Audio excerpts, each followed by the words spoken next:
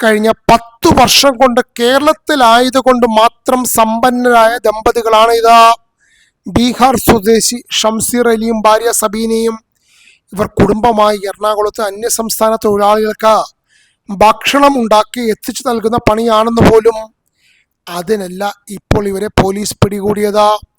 3 kilo കഞ്ചാവുമായി മകൾക്കൊപ്പം സബീനയെ ട്രെയിനിൽ വരുമ്പോൾ പാലക്കാട് ജംഗ്ഷൻ റെയിൽവേ സ്റ്റേഷനിൽ വെച്ച RPF-ഉം റെയിൽവേ പോലീസും ചേർന്ന് പിടികൂടുകയായിരുന്നു. ധൻബാദ് എക്സ്പ്രസിലെ AC കോച്ചിൽ യാത്ര ചെയ്യുകയായിരുന്ന ഇവരുടെ ബാഗ് ആദ്യം പരിശോധിച്ചപ്പോൾ മകളുടെ സ്കൂളിലെ പാഠപുസ്തകങ്ങളാണ് കിട്ടിയത്. തുടർന്ന് വസ്ത്രങ്ങളും. പിന്നെയും അടിയിലേക്ക് പരിശോധിച്ചപ്പോഴാണ് പ്രത്യേക അറയുണ്ടാക്കി സൂക്ഷിച്ച കഞ്ചാവ് കണ്ടെത്തിയത്.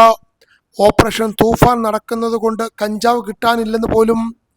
സബീന കൊണ്ടുവരുന്ന കഞ്ചാവ് ചെറിയ പൊതികളിലാക്കി ഭക്ഷണ വിതരണത്തിനൊപ്പം അന്യസംസ്ഥാന തൊഴിലാളികൾക്ക് ഷംസീർ അലി നൽകും. ഭക്ഷണം നൽകുന്നതിനിടയിൽ ആയതുകൊണ്ട് തന്നെ ആരും സംശയിക്കുകയുമില്ല. 2 ആഴ്ചയിലൊരിക്കൽ സബീനയും മകളും വിമാനമാർഗം ബീഹാറിലെത്തും. അവിടെ നിന്ന് കഞ്ചാവുമായി ട്രെയിൻ മാർഗം എറണാകുളത്തേക്ക്. സബീനയെ പിടികൂടിയപ്പോഴാണ് ഭർത്താവിന്റെ പങ്കും മനസ്സിലായത്.